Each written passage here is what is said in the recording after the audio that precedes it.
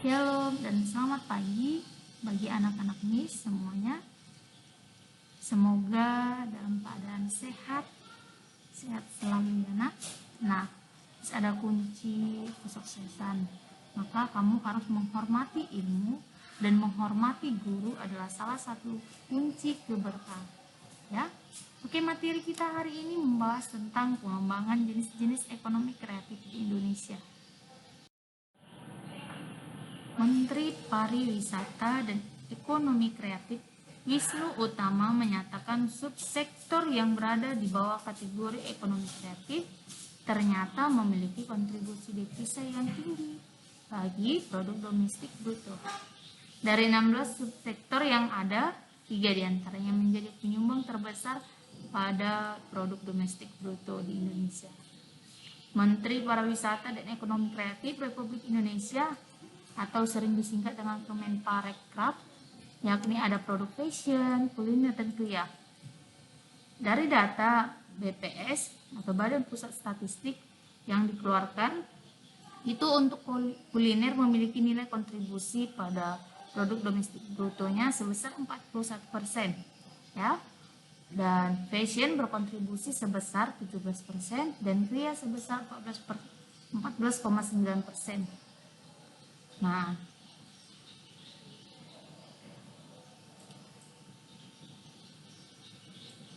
ini berdasarkan dari Miss ambil dari Kompas ya. Menurut Wisnu, 3 sektor tersebut bukan hanya menjadi penyumbang terbesar pada produk domestik bruto, tetapi juga memiliki nilai ekspor yang cukup tinggi. Nilai ekspor fashion mencapai 11,9 miliar dolar Amerika Serikat, yang krianya memiliki nilai ekspor sebesar 6,4 miliar dolar Amerika Serikat, dan pada bidang kuliner itu ada sebesar 1,3 miliar dolar Amerika Serikat. Nah, menurut Kementerian Pariwisata Ekonomi Kreatif Indonesia, Wisnu Utama menyebutkan selain ada 3 subsektor tersebut itu masih banyak subsektor lainnya yang memiliki potensi ekspor ekonomi yang masih tinggi. Oke. Nah, namun sayangnya terdapat beberapa kendala yang membuat kinerjanya masih stuck. Stuck itu berarti tidak berkembang ya.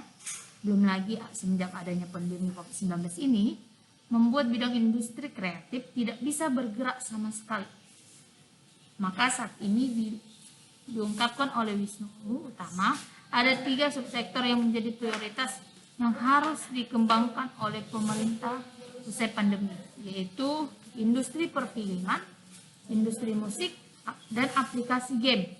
Nah, menurut Wisnu atau Menteri Pariwisata dan Ekonomi Kreatif, dipilihnya subsektor ini menjadi prioritas karena dilandasi adanya daya ungkit yang saling berkesinambungan, seperti industri film yang bisa menjadi sarana untuk promosi pariwisata.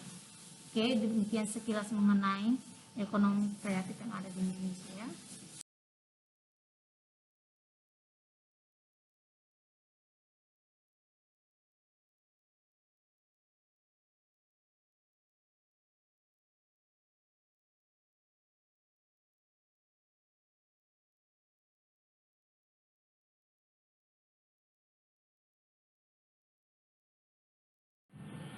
Nah, pemerintah mengidentifikasikan lingkup industri kreatif itu dia mencakup 16 subsektor ya. Yang pertama ada pengembangan permainan.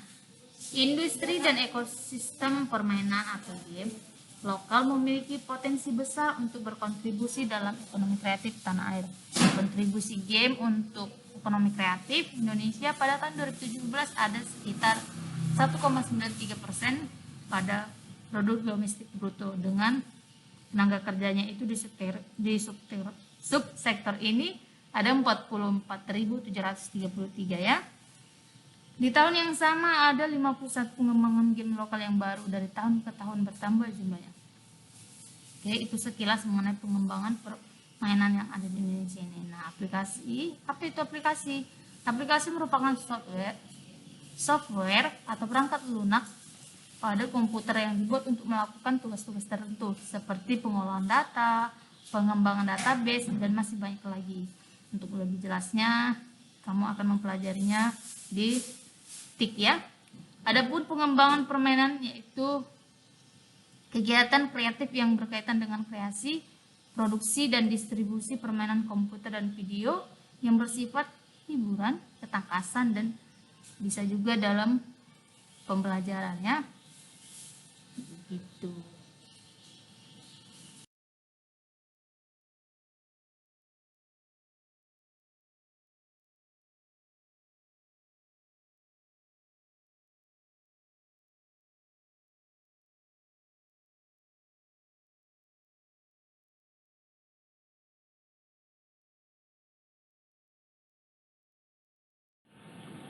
Nah, seiring dengan meningkatnya penggunaan gadget di kalangan masyarakat, nah, sektor aplikasi dan pengembangan permainan itu semakin memiliki potensi untuk berkembang ya. Nah, saat ini masyarakat sudah pandai menggunakan berbagai jenis aplikasi digital seperti pada peta ya atau navigasi, media sosial, musik, penerjemahan ya. Ada juga permainan dan masih banyak lainnya. Berbagai aplikasi didesain supaya mempermudah penggunaannya dalam melakukan aktivitas sehari-hari. Oke, nah subsektor ini masih menghadapi kendala seperti dia itu masih minim atau masih terbatas sumber daya manusia, baik secara kuantitas maupun kualitasnya. Ya. Lalu yang kedua ada arsitektur. Ya, arsitektur. Nah, peran arsitektur di Indonesia itu sangat penting dalam halnya budaya. Dengan keanekaragaman arsitektur lokal dan daerah itu menunjukkan karakter bangsa Indonesia yang mempunyai beraneka ragam budaya. Sedangkan dalam hal pembangunan, itu arsitektur juga berperan dalam merancang dasar pembangunan sebuah kota ya. Karena potensinya yang sangat besar, Kementerian Pariwisata dan Ekonomi Kreatif memasukkan arsitektur sebagai salah satu subsektor yang layak untuk dikelola secara lebih serius. Makanya saat ini subsektor arsitektur menghadapi berbagai macam tantangan. Salah satunya kekurangannya arsitek di Indonesia. Nah, ini menurut data anggota Ikatan Arsitek Indonesia atau disingkat IAI, jumlah arsitek di Indonesia hanya 15.000 orang. Sangat kurang jika dibandingkan dengan 250 juta penduduk Indonesia. Ya, sedangkan tantangan lainnya pada arsitek ini yaitu pengembangan besar lebih banyak menggunakan jasa arsitek luar dibandingkan arsitek lokal. Itulah tantangannya dihadapi oleh subsektor arsitektur ya. Nah, meskipun begitu, pembangunan sarana dan prasarana di Indonesia masih sangat membutuhkan peran arsitek ya. Arsitek menjadi bagian penting dari pengembangan industri nasional yang sedang bergeser di raw based economy menjadi knowledge based economy. Para arsitek ini mulai memunculkan inovasi pada arsitektur yang menyiratkan karakter budaya dan kearifan lokal yang ada. Contohnya arsitektur taman, ya, perencanaan kota, konsultasi, kegiatan teknik dan rekayasa. Nah, itu salah satu contohnya. Dan contoh nyatanya adalah gedung Kementerian Pendidikan dan Kebudayaannya yang ada pada slide kita ini. Nah, selanjutnya itu di subsektor desain interior. Nah, ilmu dan seni berkenan dengan perencanaan, ya, tata letak dan perancangan ruang dalam bangunan. Masyarakat masih mulai nih ya, menghargai estetika ruangan secara lebih baik. Dalam penggunaan jasa desainer interior untuk merancang estetika interior hotel dan perkantoran pun semakin meningkat di masa kini ya. Nah, untuk mengembangkan subsektor desain interior ya, Badan Ekonomi Kreatif melakukan tindakan seperti melakukan proteksi terhadap pelaku kreatif desain interior di pasar domestik ya, dengan memperlakukannya ada sertifikasi untuk menciptakan standarnya pada desain interior dan adanya perlindungan hak cipta. Nah, dengan begitu diharapkan dapat bersaing secara domestik maupun secara global seperti itu. Itulah dari mengenai subsektor desain interior. Nah, selanjutnya itu ada subsektor musik. Siapa di sini sering mendengarkan musik? Pasti pernah lah ya semua ya. Nah, musik itu apa? Kegiatan kreatif yang berkaitan dengan kreasi atau komposisi, pertunjukan, dan distribusi dari rekaman suara. Musik merupakan industri yang cukup menjanjikan dalam dunia bisnis pertunjukan atau showbiz ya. Badan Ekonomi Kreatif selaku lembaga pemerintah menyediakan fasilitas untuk para pelaku industri musik. Fasilitas yang disediakan oleh Badan Ekonomi Kreatif adanya perlindungan hak kekayaan intelektual ya. Nah, sehingga bisa mengurangi adanya pembajakan. Terus membuka akses permodalan untuk industri musik dan ada juga membangun ekosistem bisnis musik yang sehat ya. Itulah mengenai subsektor musik. Nah, selanjutnya seni rupa. Seni rupa pasti kamu sudah mempelajari mengenai seni rupa ya bersama Miss Dian. Nah, apa itu seni rupa? Seni rupa itu merupakan cabang seni yang membentuk karya seni dengan media yang bisa ditangkap mata dan dirasakan dengan rabaan. Sama seperti slide kita ini ya. Itulah hasil dari seni rupa. Oke?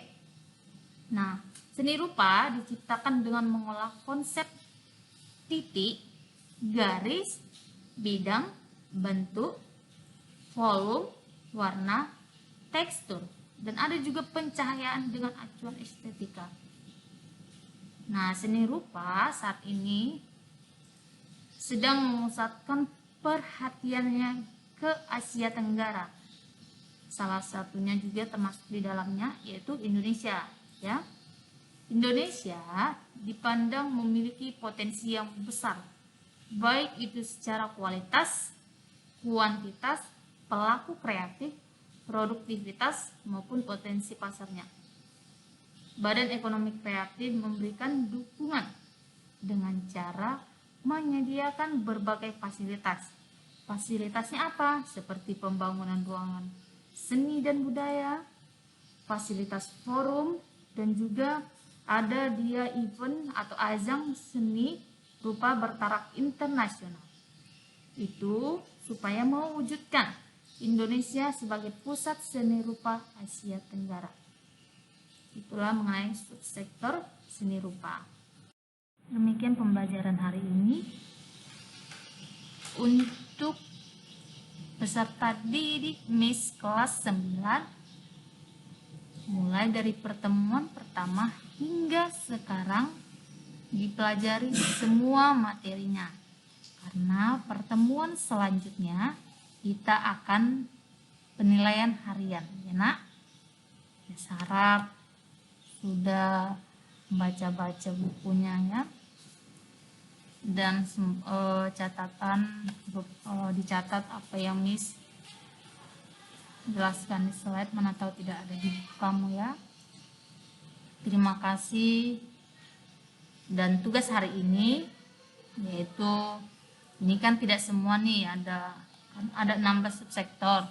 Jadi Miss harapkan untuk subsektor yang lainnya dibaca-baca di bukunya ya. Terima kasih buat hari ini. Semangat untuk belajar selanjutnya. Shalom.